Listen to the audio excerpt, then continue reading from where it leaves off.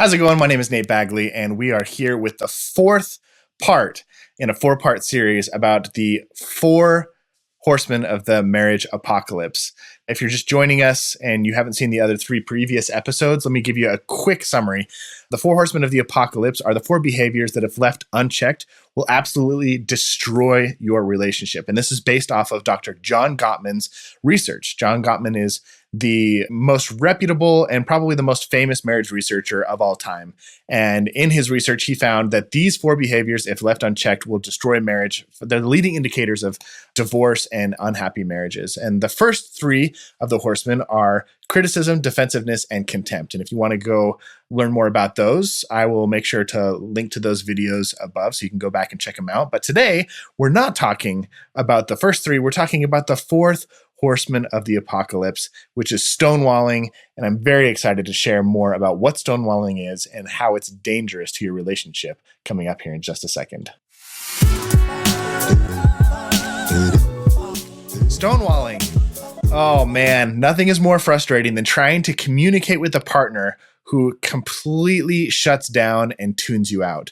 So stonewalling is a pretty dangerous behavior inside of a relationship because it shuts down any sort of communication. It makes it impossible to connect, to deal with problems, and to move forward in any way that seems productive. It basically kills teamwork in your marriage. There's no collaboration, there's no unity, there's no alliance. It's just one person trying to get through to the other person.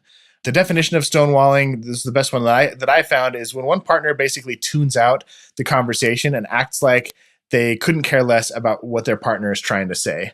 So, normally when you're having a conversation with somebody and they're paying attention to you, they're making vocalizations, they're nodding, their body language, they're turned towards you. They're going, oh yeah, oh okay, oh wow, that's interesting.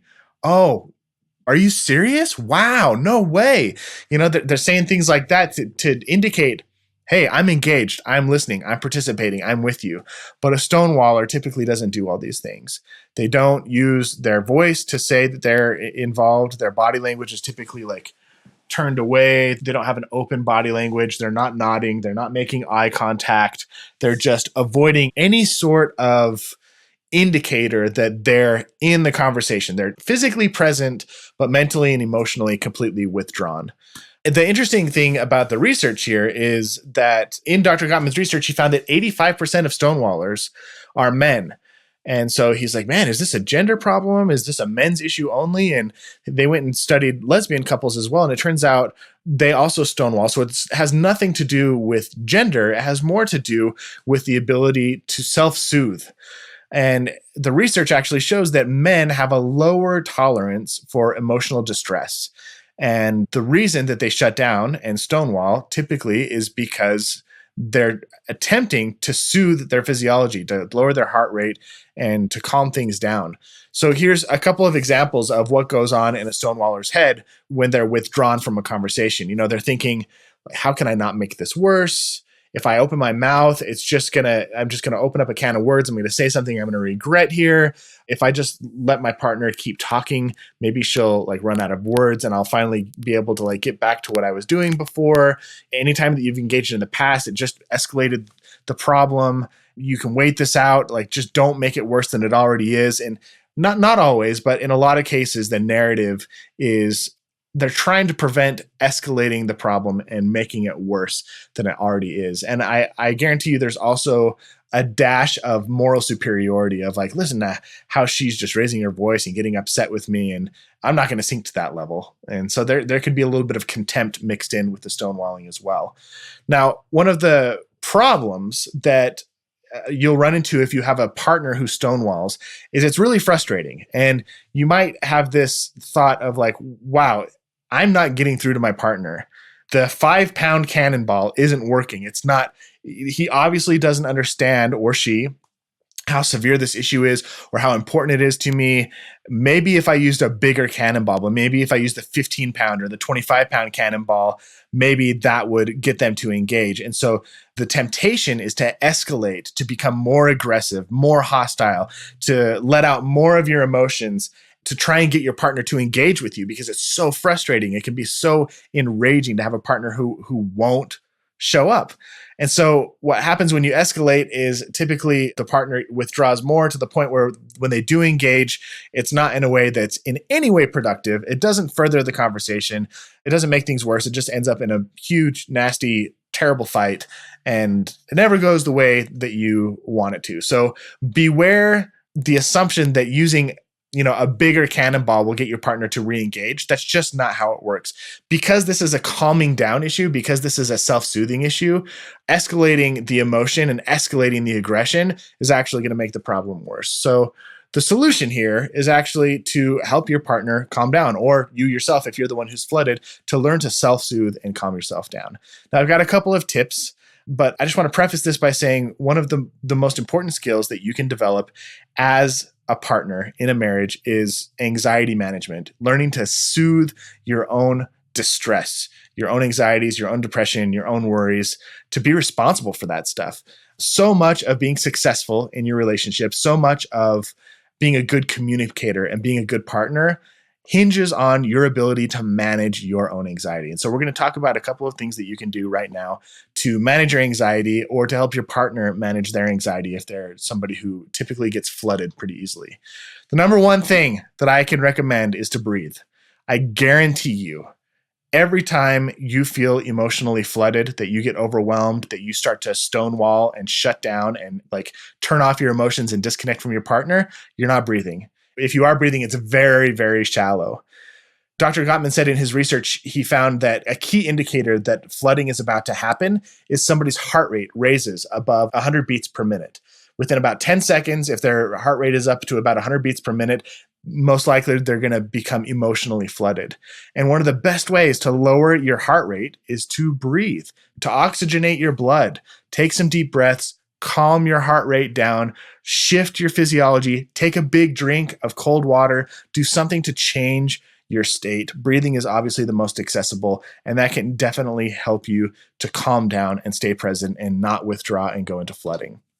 The next thing that you can do is learn your emotions. So culturally speaking, I can say this just from my own experience, men typically don't have as much emotional literacy as women. It's a little bit more of a faux pas for a man to express his emotions growing up than it is for a woman. And a lot of men have grown up being so disconnected from their emotions that they can't even name the emotion that they're feeling in their body. And I would call this emotional illiteracy. And so one of the best things that you can do, especially if you have a really hard time with this, with withdrawing, with stonewalling, is to learn to name your emotions. There's a really great tool out there on the internet that you can print off. You can find a fancy version of it or just a really simple version of it, but it's called an emotion wheel. And it basically is a wheel that has all of the emotions mapped out on it, and they're in different quadrants. So oftentimes you have a primary emotion and a secondary emotion. And something like anger might be an emotion that you can identify, but anger contains a multitude of different emotions that fit into it. And so the more accurate you can be, anger might be frustrated. It might be disrespected. Anger might be, I'm really stressed out. There's a lot of things that can cause the anger. And if you can get really good at pinpointing exactly how you're feeling, not on a broad spectrum, but in a really specific way, it can really help you kind of tune in with your emotions, be more present, communicate more clearly what you're experiencing, and calm down a little bit more quickly. I know a lot of people have an emotion wheel hanging on their fridge. It helps their kids to name their emotions when they're feeling stressed out or having a fit. And it helps them as adults also to learn to identify their emotions more accurately, which can help you resolve these issues more quickly without getting stuck.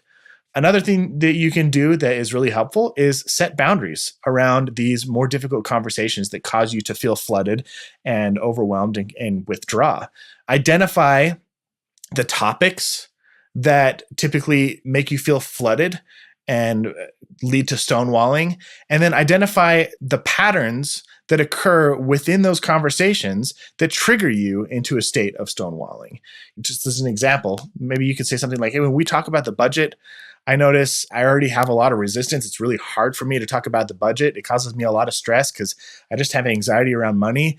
And when you dive in and immediately start kind of attacking me for my lack of attention on the money or my inexperience with it or my stress around it, it just makes me want to completely tune out. So if we have this conversation about money, can you avoid like bringing up my past? Or can you try to stay away from holding past mistakes over my head?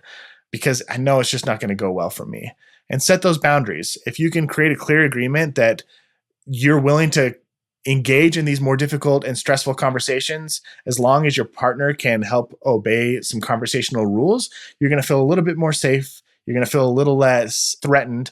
And remember, this is a fight or flight response. This is a response to stress. You're going to be less likely to get emotionally flooded and then withdraw during the conversation.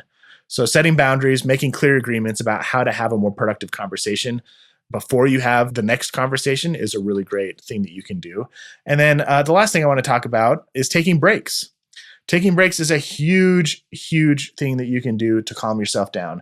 So if you notice that your heart rate's going up, that you're not breathing, that you're starting to feel tension in your chest or your stomach or the back of your neck or your lower back, and your palms are getting sweaty and you're going into that fight or flight mode and you're feeling the temptation to shut down, at this point, when your physiology gets to this place, essentially what happens is, physiologically speaking, your brain is incapable of having a productive conversation. You lose access to the part of your brain, your frontal lobe, which is responsible for creativity and curiosity and compassion and kindness and all the other cool words. And the base of your brain back here, like your lizard brain, takes over. And all you can think about is protecting yourself. And so literally, scientifically speaking, physiologically speaking, you cannot access the best parts of you when you get into that emotionally flooded state. So the best thing that you can do is not push through, is not persevere through the conversation. It's to just say, hey, I'm flooded.